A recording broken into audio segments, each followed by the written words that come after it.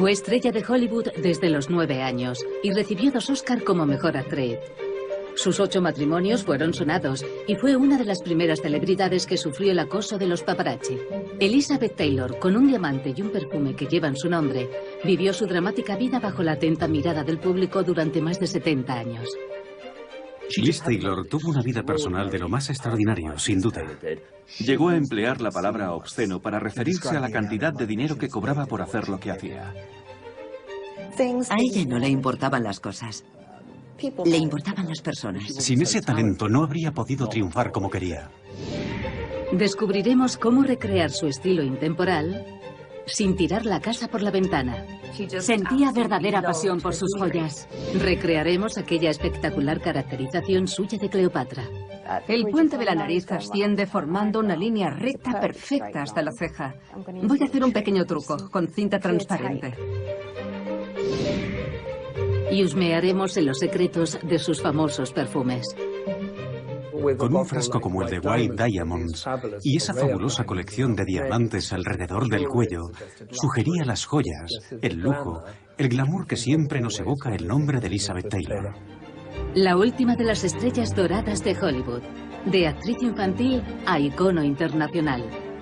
Así evolucionó el rostro de Elizabeth Taylor.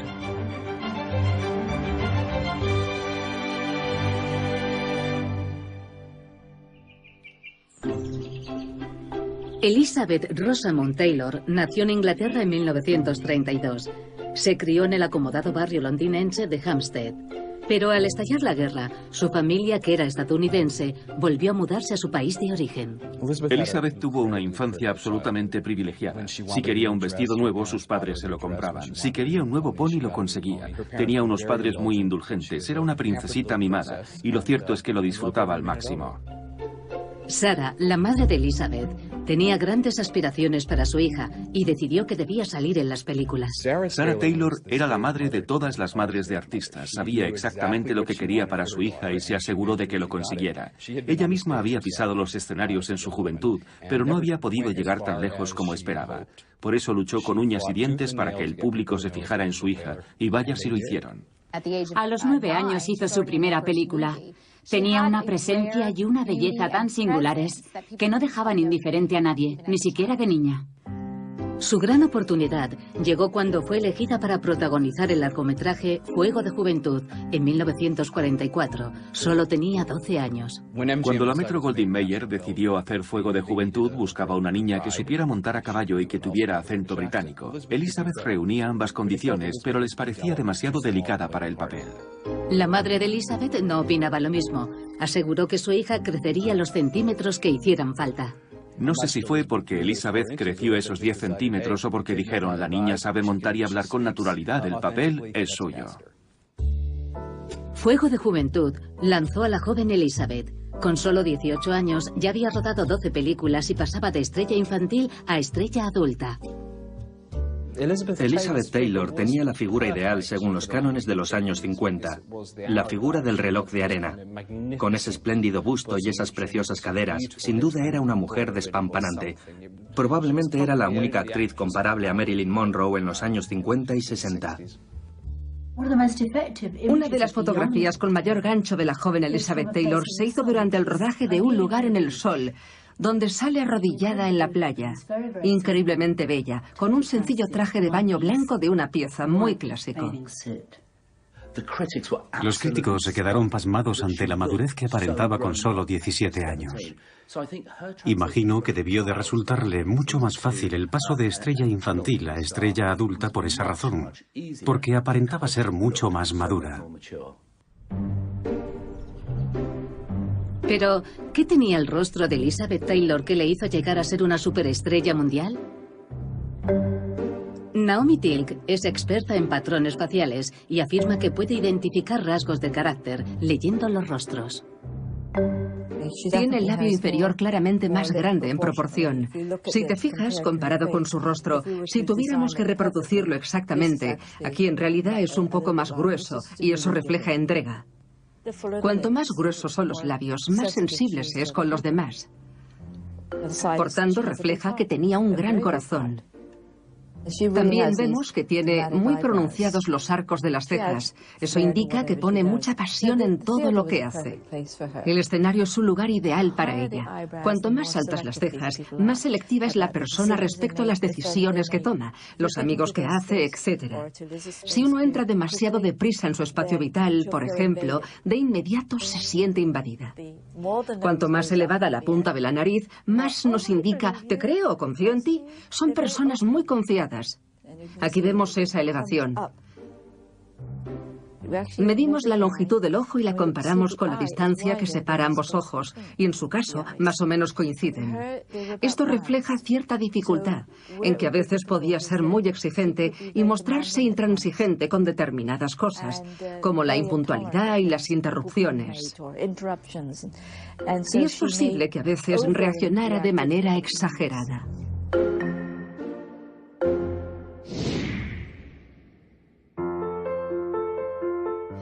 Tenía unos ojos preciosos de color azul lavanda que cambiaban de tonalidad. A veces se veían casi negros y otras eran de un azul muy claro, según su estado de ánimo, y se podían leer muchas cosas en ellos. Se quitó las gafas de sol y me puse a mirarlos desde muy cerca. Y me quedé maravillado. Eran algo extraordinario. Porque sus iris, si estabas como a medio metro de distancia, sin duda parecían de color violeta. Pero si te acercabas más, veías que en realidad estaban formados de cuñas de color rojo y azul, salpicadas de motitas doradas. Nunca había visto nada parecido. Elizabeth tenía una habilidad especial con los ojos, al actuar, para expresar con los ojos sin decir nada. Ella abría mucho sus gigantescos ojos como exclamando ¿qué? Y era realmente como si estallaran. Cuando te miraba fijamente, de repente lo notabas y te dabas cuenta de por qué era tan grande en la pantalla y por esos ojos que tenía.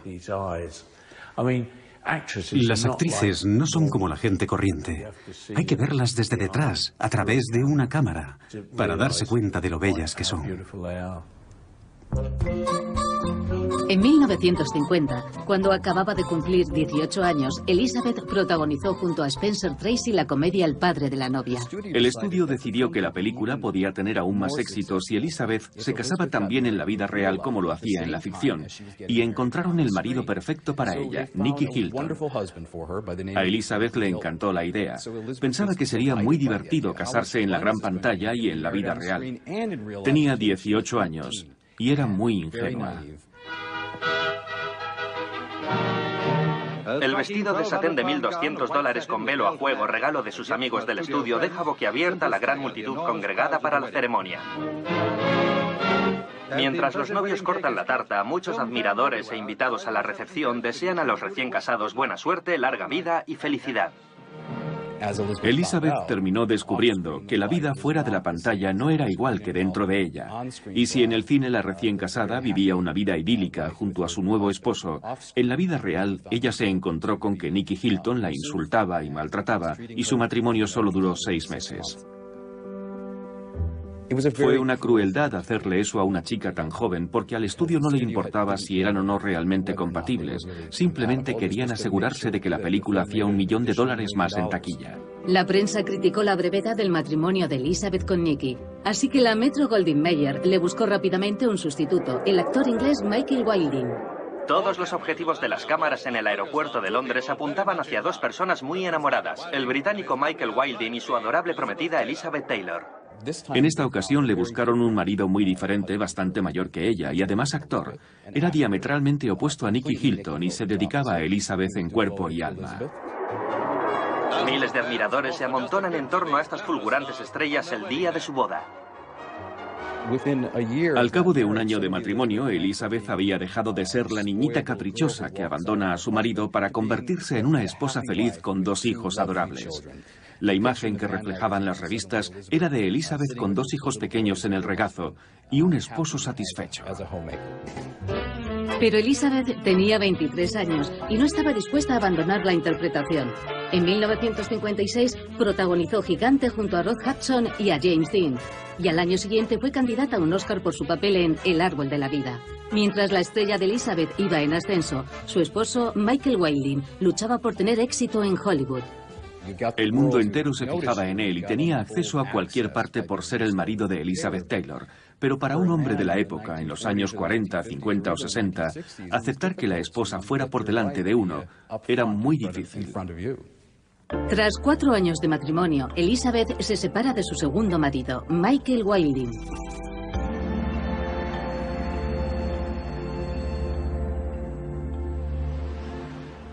A mediados de la década de los 50, Elizabeth ya no era feliz haciendo películas. No le gustaba el control que la Metro-Goldwyn-Mayer había ejercido sobre sus matrimonios. Y estaba harta de trabajar tantas horas y tener que representar papeles que no le interesaban. Elizabeth comparaba su trabajo con una forma de esclavitud reglada por contrato. No soportaba el control que el estudio tenía sobre ella y su contrato era muy largo. Entonces conoció a alguien que prometió liberarla de los estudios. Mike Todd era productor de Hollywood, quería que trabajase en sus películas y también casarse con ella. Lo que Mike Todd le propuso a Elizabeth fue una manera de salir de la Metro. Si te casas con el jefe, puedes decidir tus horarios. Ya no tienes que presentarte en el plató a las 10 de la mañana si no te apetece. Puedes llegar a las 2, y eso fue lo que Mike Todd le ofreció a Elizabeth.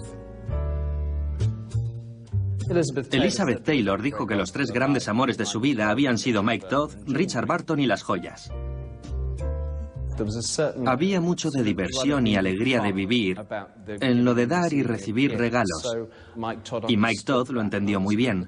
Captó el aspecto infantil del asunto y comprendió que las joyas eran juguetes para ella que expresaba sus emociones en plan, ha llegado la Navidad, cuando recibía un regalo, y aplaudía entusiasmada y se metía en la piscina con unos rubíes que valían millones de libras esterlinas.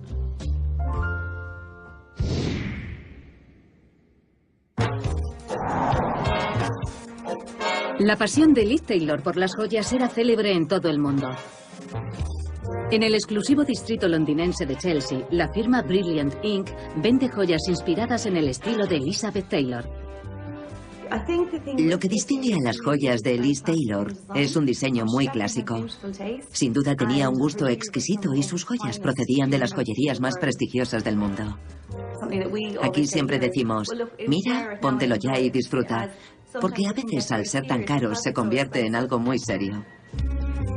Era admirable la manera... Era increíble ver la soltura con que las llevaba, cómo jugaba con ellas y mostraba su increíble colección de joyas a todo el mundo. Era algo que formaba parte de ella. Sentía verdadera pasión por sus joyas. Si conseguimos transmitir a alguien la esencia de Liz Taylor, tanto mejor. Este en concreto, con la esmeralda verde en el centro, tiene un éxito enorme. Es un anillo que, quien lo ve, dice que Liz Taylor podía haber sido su abuela y habérselo dejado en herencia. Y si te fijas en este otro, lleva un diamante de corte Asher en el centro, y todas las joyerías, desde Harry Winston hasta Tiffany o Cartier, venden el solitario con la gran S a un lado. Sigue viniendo gente pidiéndolo, y ahora quieren versiones más grandes, cuando antes lo habitual era tener que reducir los diseños a escala y hacerlos de 1 o 2 quilates. En cambio ahora nos lo piden de 6, 7, 8, 10 quilates incluso. ¿Por qué no? ¿Por qué no?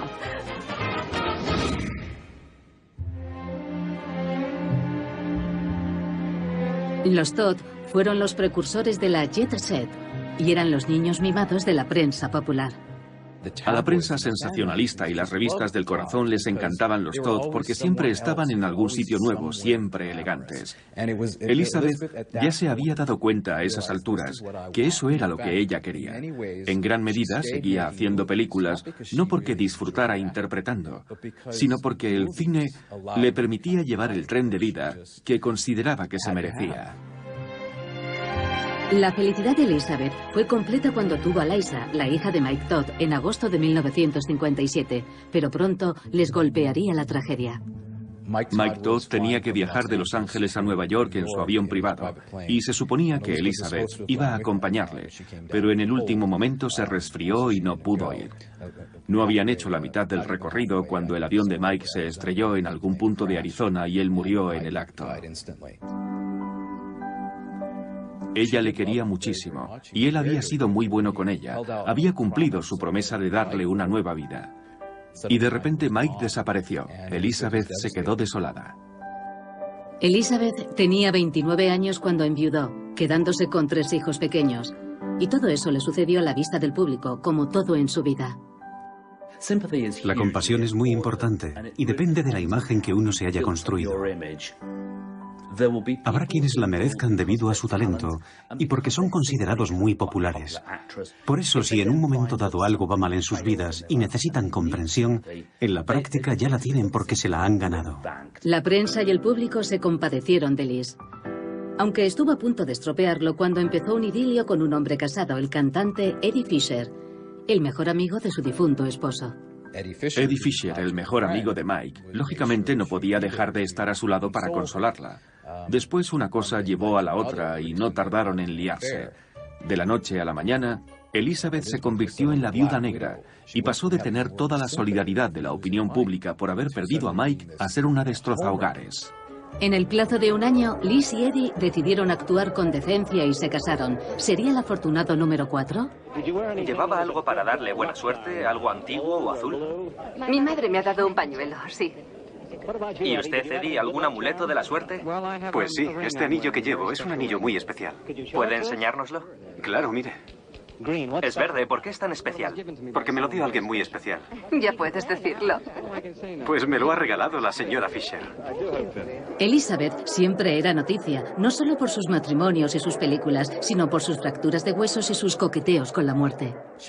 Era muy propensa a tener accidentes. Su historial médico está repleto de fracturas óseas y episodios de neumonía. Y eran reales, muy reales. Por alguna razón, la mala suerte perseguía a Elizabeth Taylor en forma de mala salud.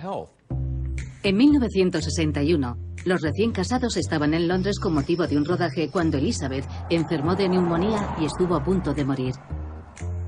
Tan pronto estaba muriéndose en Londres como de repente empezó a mejorar. Y cuando fue dada de alta del hospital había miles de admiradores en la calle porque les habían hecho creer que Elizabeth se estaba muriendo de verdad. Esa era la sabiduría de Elizabeth y de sus publicistas. Sabían dar titulares. No digo que no hubiera enfermado, pero se ganó la compasión de los votantes de la Academia de Cine en Los Ángeles. Es la noche de las apuestas del Lazo Azul en Hollywood, los premios Oscar. Elizabeth Taylor. Y por supuesto, aquel año ganó el Oscar a la mejor actriz. En atención a la grave enfermedad sufrida, Elizabeth Taylor recibe una gran ovación del público. Y cuando subió al estrado para recibir el Oscar, parecía Lázaro resucitando de entre los muertos. Elizabeth era un bien codiciado. Acababa de ganar un Oscar y por fin estaba libre del contrato con el estudio.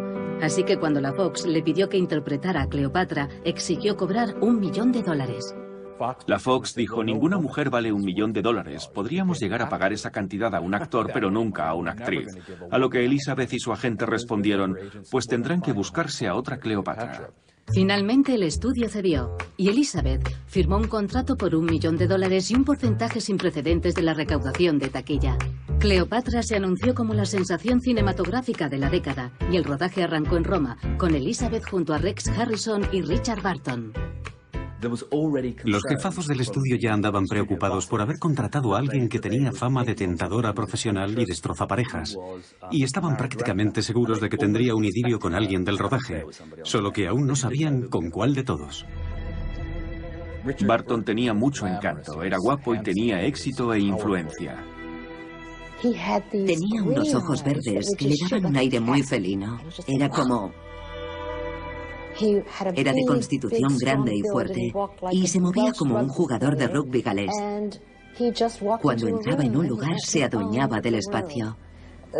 Era inevitable enamorarse de él. Elizabeth siempre fue una mujer muy impulsiva. Cuando veía algo que le gustaba siempre lo conseguía. Ya fuera un anillo de diamantes o una fuente de pollo frito, tenía que conseguirlo. Se sintió atraída hacia él y se empeñó en que tuvieran un romance y lo consiguió. Para Richard, Elizabeth representaba la clase de fama a la que él solo podía aspirar en sueños, y para él era muy tentador, ciertamente. Aunque solía decir que él no deseaba esa clase de fama, esa mujer es más famosa que Khrushchev, decía, al mismo tiempo le resultaba irresistible. La de Richard y Elizabeth es realmente una de las mejores historias de amor de todos los tiempos. Su conexión era instantánea, inmediata. Se acostaron prácticamente desde el primer día en que se conocieron. Lo hacían en sus camerinos. Tenían una relación salvaje, enloquecida, totalmente indiscreta. Es difícil pensar en un escándalo actual que sea comparable a lo que representó su idilio en aquella época. En aquel momento, al parecer el mismísimo Papa dijo que Liz Taylor había caído en la miseria erótica por montar aquel idilio, pero ella se salió con la suya. Cleopatra fue toda una epopeya. El rodaje duró casi 2 años y el apasionado y adúltero idilio de Burton y Taylor se prolongó todo ese tiempo. Cleopatra iba a ser la película más costosa hasta la fecha en la historia del cine. Y se nota, dada su absurda pretenciosidad. La película dura demasiado, y en realidad no está nada bien interpretada. Ella se expresaba como un taxista de Brooklyn cuando discutía con Julio César y Marco Antonio. El resultado fue muy vulgar. Y visualmente no tan impactante, la verdad. Su maquillaje y su peinado eran asombrosos, y en una escena lució un traje dorado que fue un rotundo acierto. Pero la mayor parte del tiempo aparecía vistiendo unas extrañas túnicas muy sueltas, que más bien parecían camisones de poliéster. Resucitó la moda egipcia, esos maquillajes de ojos de gata y esos extraordinarios caftanes dorados que se llevaban en los años 60. Era una consecuencia directa de Cleopatra, por tanto, como película de culto fue un gran triunfo.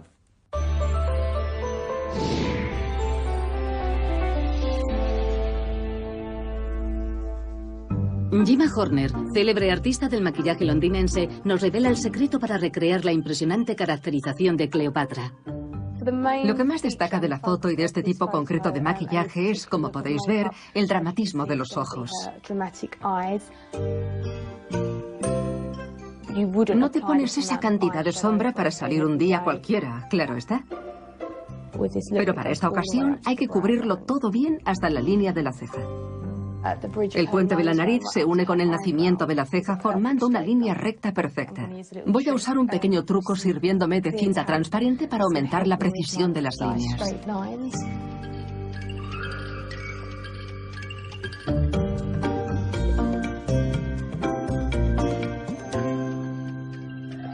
El siguiente paso es marcar las cejas. Son una parte muy importante del maquillaje. Estructuran todo el rostro. Y ahora vuelven a estar de moda las cejas pobladas. A continuación, perfilamos arriba y abajo hasta el extremo del ojo y alargamos hasta unir con la ceja. Ahora viene la parte más divertida, cuando descubrimos si han quedado bien rectas esas líneas. El lápiz de ojos de larga duración habría causado furor en los años 60. Se llevaba el look Twiggy, muy popular entonces. En los años 60 se llevaban tonos más naturales, corales y melocotones. Así que usaremos esos tonos para las mejillas y los labios.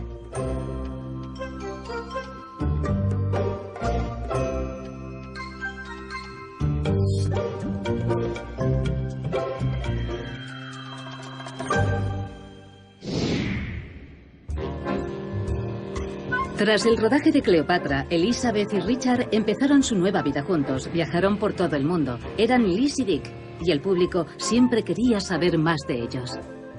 Cualquier imagen captada por los paparazzi de Elizabeth Taylor besando a Richard Burton de repente se extendía por todo el mundo, como nunca había sucedido antes. El periodismo sensacionalista surgió aquel año, en 1961 o 62 en Roma con ellos. Fue entonces cuando los paparazzi se volvieron realmente agresivos y empezaron a perseguirles y a plasmar las crudas imágenes de cuando discutían borrachos en los restaurantes o salían tambaleándose de los clubes nocturnos. En cierto modo, estaban preparando el camino a las estrellas de hoy que sufren el acoso permanente de la prensa. Los Barton eran las personas más conocidas del planeta, eran más famosos que la realeza incluso. La gente se amontonaba a ambos lados de la calle. La policía tenía que poner cordones de seguridad. Había miles de personas arremolinadas en torno al edificio, simplemente para poder verla un instante. En los años 60, Elizabeth Taylor y Richard Barton viajaban como el Shah de Irán. El séquito era absolutamente demencial. Perros, niñeras, peluqueras, modistos, agentes de prensa.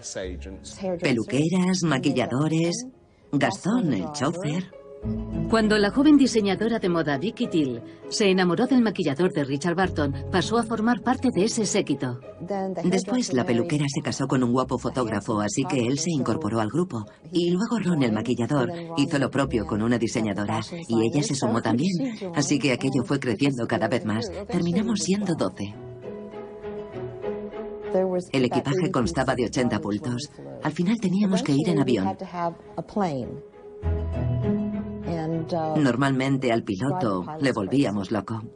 Eddie Fisher concedió el divorcio a Liz en 1964. Richard y Elizabeth se casaron inmediatamente y se lanzaron a vivir sus verdaderos años locos. Vivían a lo grande y recibían a lo mejorcito de la profesión en suites del exclusivo hotel Dorchester. A Richard le encantaba mecanografiar y escribir.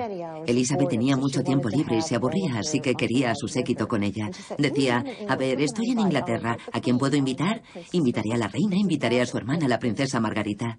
Bueno, la reina nunca vino, pero la princesa Margarita era asiduamente invitada a almorzar.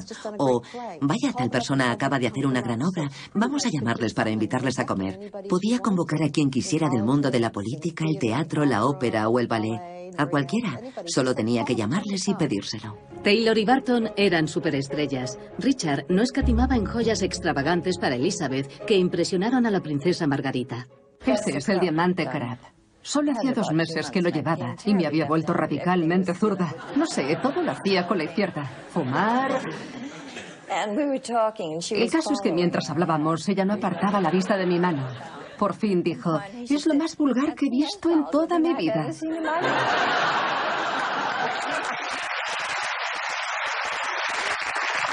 Y a continuación me pidió que le dejara probárselo.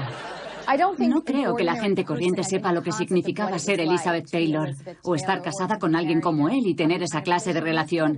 Estuvo viviendo un año entero en el Dorchester. Era alguien a quien le bastaba chascar los dedos para que le regalaran un diamante. Y eso es una auténtica locura, nadie vive así. Creo que la fascinación por Elizabeth y Richard se justifica en gran medida porque eso no ocurre nunca. O al menos no conocemos a nadie que haya vivido así, desde luego. A mediados de los 60, Liz estaba en su momento más glamuroso y sus peluqueros creaban para ella suntuosos peinados. El peluquero de celebridades, Nick Malenko, nos enseña a hacer un elegante recogido al estilo de Liz. Vamos a reproducir este look de Elizabeth Taylor con el cabello muy largo. Estaba preciosa con el pelo retirado de la cara. No es un estilismo que puedas hacerte tú misma. Necesitas la ayuda de un peluquero. Hemos cepillado muy bien el pelo y lo hemos recogido en una cola de caballo muy alta. Luego la he enrollado sobre sí misma y le he puesto una almohadilla alrededor. Para que se hagan una idea, una vez que lo tenemos ya bien recogido y estirado, lo cubrimos con un gran postizo y así servirá de soporte al peinado. Es un truco de peluquería.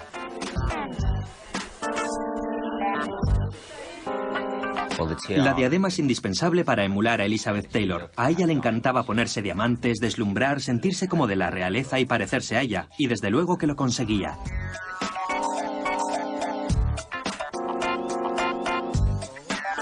El resto de la melena lo estoy trabajando con los dedos, formando los bucles y fijándolos con horquillas, para conseguir esta forma alargada que le da ese aire tan dramático al peinado. Esta clase de estilismo te hace parecer importante. Es un peinado muy regio, llama mucho la atención. Un peinado precioso y elegante para una mujer preciosa y elegante.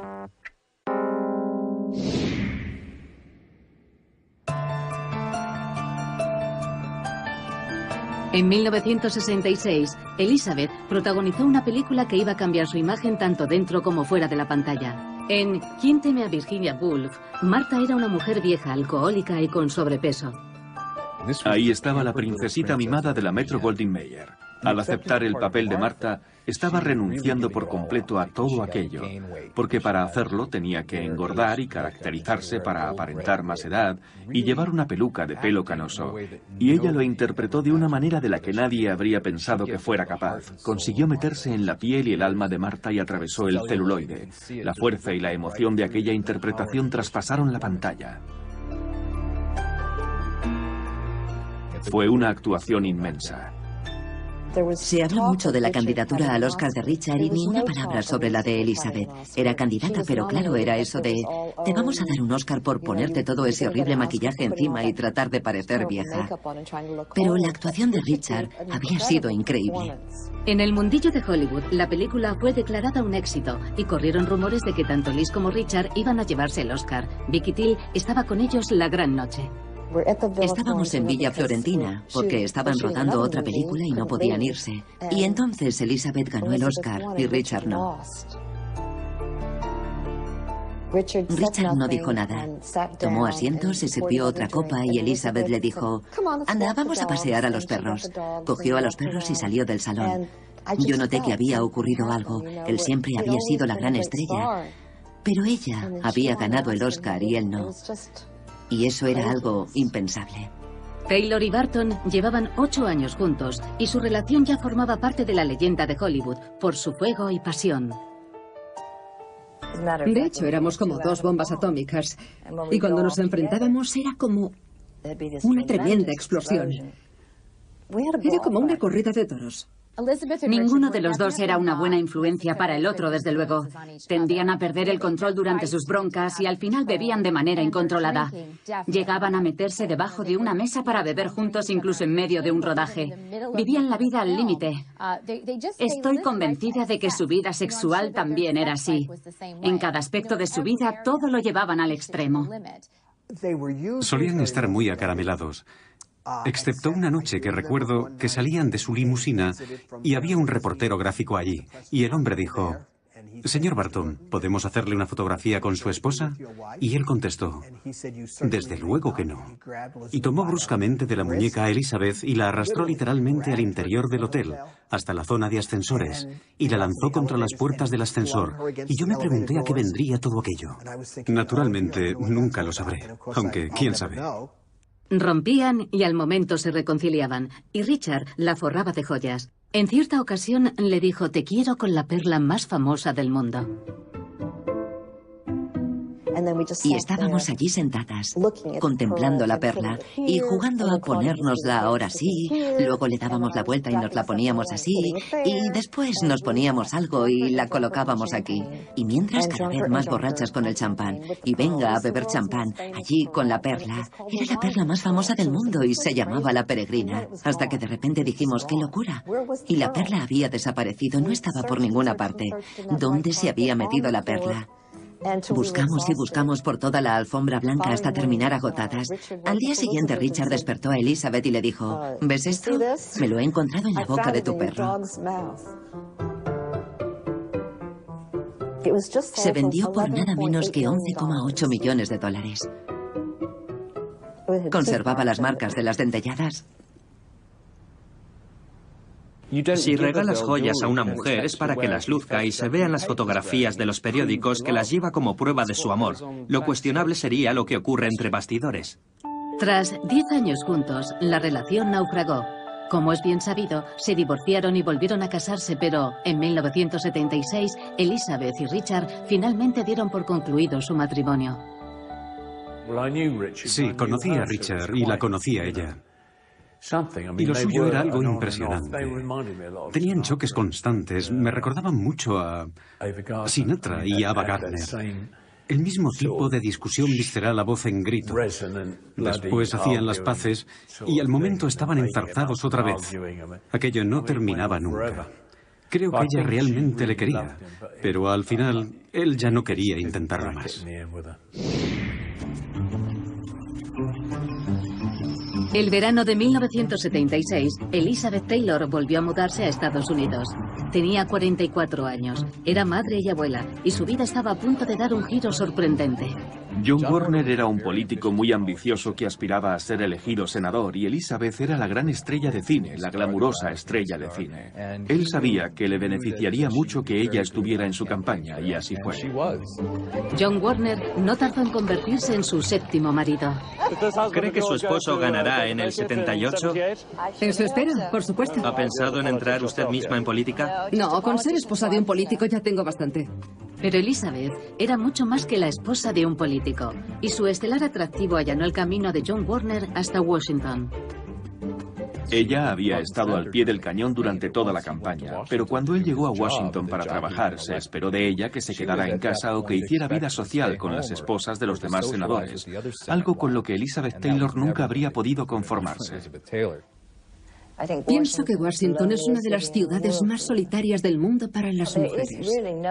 Realmente no existe nada parecido a la esposa ideal del político, porque tiene que ser muchas cosas a la vez y al mismo tiempo no ser ninguna. Prescindible y absolutamente indispensable. Yo creo que simplemente se aburrió del cuadro al completo y cuando ella se aburre, ya sabemos que se pone a comer. En aquel momento Elizabeth estaba atravesando sus horas más bajas.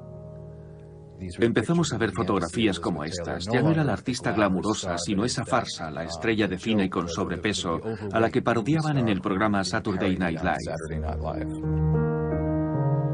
Elizabeth había engordado y se sentía desgraciada, pero su amistad con Halston, el diseñador de las estrellas, le ayudó a levantar los ánimos. En la década de los 70 ella había empezado a engordar y por más que admire a Halston como diseñador, sin duda creo que es un genio, la primera superestrella de la moda que Estados Unidos dio al mundo, pero los años del kaftán no fueron nada favorecedores para Elizabeth Taylor. Los kaftanes. A veces el kaftán puede sentarte como un enorme saco de patatas. Una vez contó que cuando se quitaba el kaftán no podía mirarse al espejo. Vivía en su casa sin mirarse al espejo. Como sabía dónde estaban, siempre giraba la cabeza al pasar por delante, y así estuvo mucho tiempo. La relación de Elizabeth Taylor con Halston no se basaba tanto en la moda como en la amistad. Eran muy buenos amigos. Elizabeth odiaba Washington DC, así que invitaba a Halston a bajar y bebían juntos. Una vez, bien entrada la noche, sobre las 2 de la madrugada de repente tuvieron hambre y se fueron sin más a White Castle, una hamburguesería.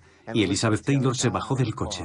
Solo llevaba puesto su abrigo de visón encima del camisón. Entró y pidió una hamburguesa. La chica del mostrador no podía creer lo que estaba viendo. Halston vestido de etiqueta y Elizabeth Taylor en camisón con un abrigo de visón encima.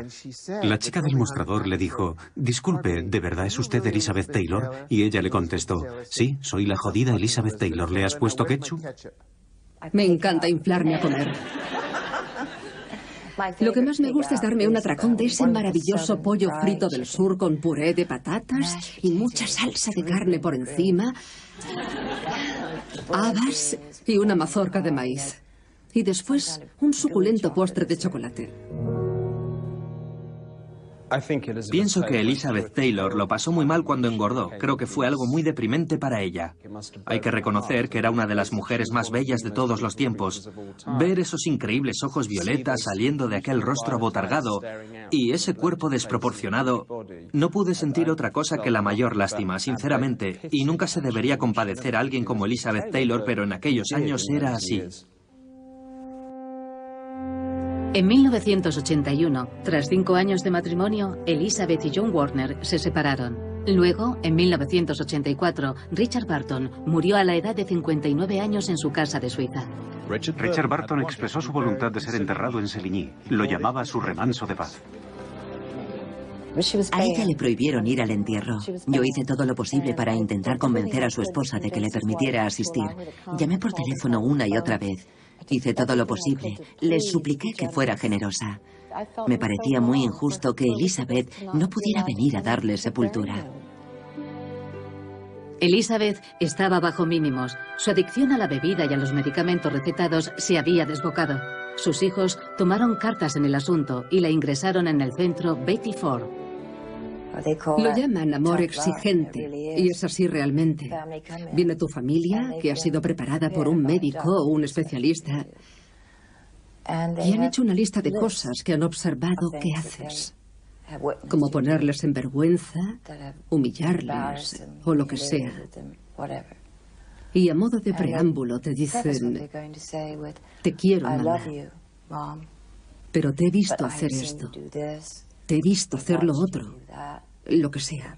Y la razón de que te diga todo esto es que quiero que vivas. Fueron momentos muy duros, pero Elizabeth tenía el apoyo de su familia y de sus numerosos amigos gays. Sin duda tenía un montón de amigos y admiradores gays. En muchos aspectos, sus mejores amigos eran gays. Cada vez que Elizabeth tenía que ingresar en una clínica de adelgazamiento para perder peso, siempre lo hacía acompañada de su mejor amigo gay. Era sensible a la vulnerabilidad de esos hombres que seguramente despertaban su instinto protector, su lado más maternal. No era una mujer cosmopolita que se dedicaba a ir a fiestas con chicos gays. Representaba una figura materna. A principios de los 80, un nuevo virus letal hizo estragos en la comunidad gay. Apenas se sabía nada del VIH y el SIDA, pero en Hollywood cundía el terror. Había tanta gente asustada y se hacía tan poco al respecto. Había tan poca información, tan poquita, que por una vez en mi vida decidí utilizar mi fama, algo que me ha molestado hacer algunas veces, y utilizarla de una manera constructiva. Utilizarla para algo que quería transmitir. No se ocupaba solo de la parte que afectaba a su industria. Se aseguraba también de que los políticos hicieran su parte, los científicos tuvieran los recursos que necesitaban, los medios de comunicación pusieran el foco sobre el tema y la opinión pública tomara conciencia. Hablaba de algo sobre lo que nadie más hablaba, ya fueran gays o heteros, jóvenes o mayores, y ella era Elizabeth Taylor, la superestrella de Hollywood. Fue la única que se movilizó y realmente hizo algo. Elizabeth quería llamar la atención sobre su nueva causa, y lo hacía de la única manera que sabía, a través de su imagen. Colores muy brillantes como los de un guacamayo, cítrico, rosa, un azul increíblemente brillante, amarillo, naranja, o lo que es lo mismo. Miradme y no me miréis solo porque soy una estrella de cine. También soy activista de la lucha contra el SIDA. Fue una parte muy importante del último tramo de su vida. En 1988, Elizabeth tenía 56 años, seguía batallando con los kilos, la bebida y las drogas y había tenido que acudir a un centro de rehabilitación por segunda vez. Pero conoció a Larry Fortensky, 20 años menor que ella, su marido número 8.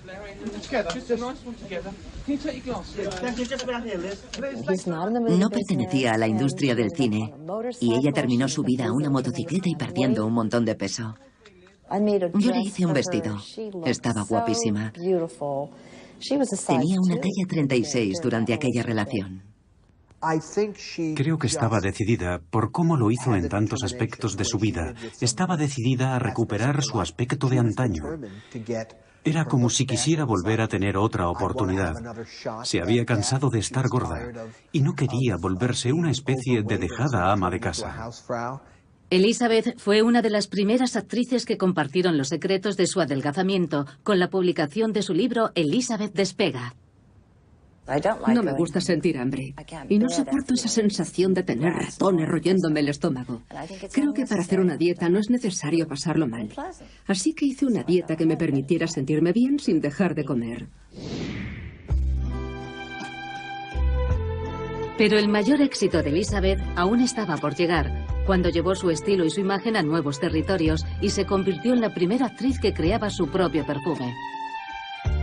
El perfumista, Roger Dove, nos descubre el secreto del dulce aroma del éxito de Elizabeth. Los años 80 fueron los años del consumismo enloquecido. Tenías un coche de alta gama, una agenda electrónica o un teléfono móvil para demostrar lo rico que eras y el éxito que tenías. Todos queríamos reflejar nuestro alto poder adquisitivo. Todos queríamos oler así. En ese contexto, Elizabeth Taylor lanzó su perfume White Diamonds, con un frasco como el de White Diamonds, y esa fabulosa colección de diamantes alrededor del cuello sugería las joyas, sugería el lujo, sugería el glamour que siempre nos evoca el nombre de Elizabeth Taylor. Cuando Elizabeth Taylor entraba en una habitación, notabas un aroma opulento, suave, empolvado, con un ligero toque de especias. Flores y sexo, todo se reduce a eso en definitiva. Se han lanzado aromas de otras celebridades que luego han desaparecido. Creo que de momento están en absoluta decadencia. Pero es muy interesante que todavía en la actualidad la revista Forbes cite White Diamonds como el mejor perfume de una celebridad de todos los tiempos. Quien quiera que diera con la fórmula de este perfume pensó muy bien en todos los aspectos. Es femenino, es suave, no es un perfume que grite, pero sí brilla y atrapa la atención. Es un perfume que seduce con suavidad. Realmente encarna a la perfección todo lo que podríamos imaginar que fue su vida.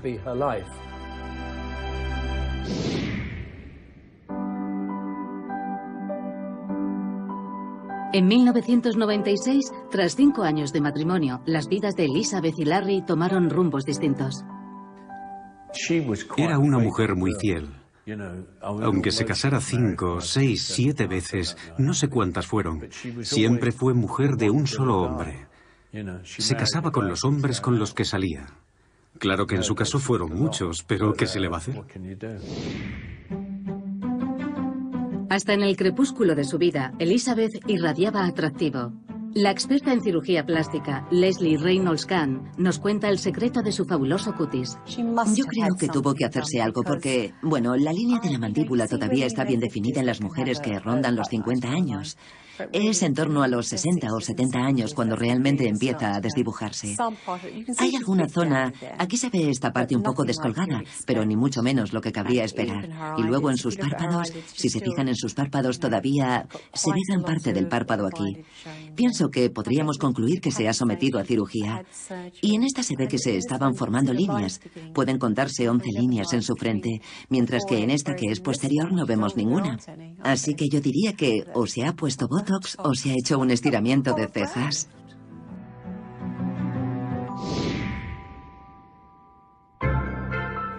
En el año 2000, la actriz británica regresa a Londres para recibir una distinción de Su Majestad la Reina, quien la nombró Dama del Imperio Británico. Con 68 años y el paso vacilante, Elizabeth Taylor insistió en caminar sin ayuda para encontrarse con la reina. Aunque tuvo que ir en silla de ruedas hasta el extremo de la alfombra roja, allí dijo: no, me pondré de pie, iré andando. Siempre ha sido una estrella de los pies a la cabeza, del tipo, mi público me necesita y cosas así. Ella siempre ha irradiado eso. Es el día más emocionante de mi vida. Y no exagero cuando digo esto. Fue como...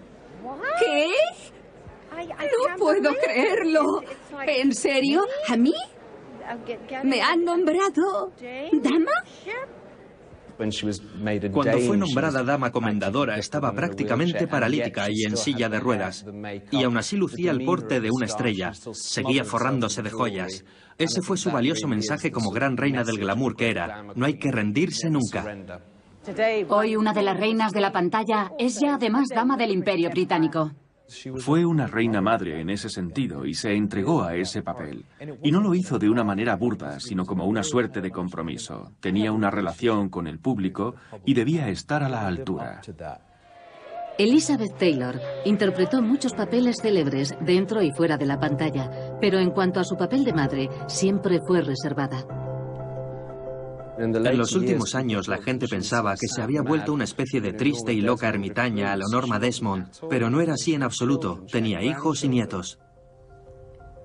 Crió a unos hijos maravillosos, todos tan guapos y tan generosos como su madre.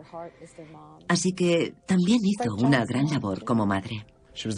Cuando notaba que no estabas bien, te mandaba un billete de avión y te decía, ven a verme, siempre en primera clase, naturalmente. El 25 de marzo de 2011, la dama comendadora Elizabeth Taylor murió de un ataque al corazón. Tenía 79 años de edad. Lógicamente, cuando alguien muere, echas la vista atrás para hacer un repaso de toda su obra, y pienso que fue entonces cuando la gente se dio cuenta de todo lo que había logrado, y se convirtió en un icono, una figura asombrosa. 750.000, 800.000, 850.000.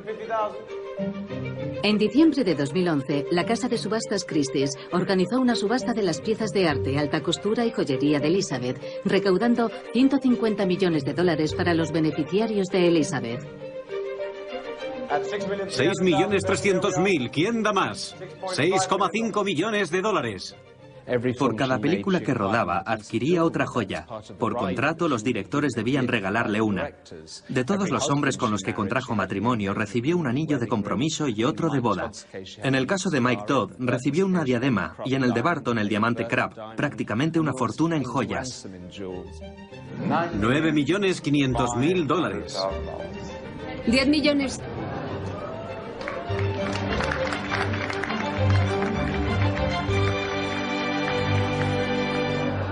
Adjudicado, es todo suyo. Muchas gracias a todos. En sus 70 años de dramático recorrido profesional, desde Fuego de Juventud hasta su activismo contra el SIDA, Elizabeth Taylor llamó poderosamente la atención, tanto por su pintoresca vida personal como por sus éxitos en el cine. Pero, a pesar de los altibajos, siempre fue una estrella para el público que la adoraba.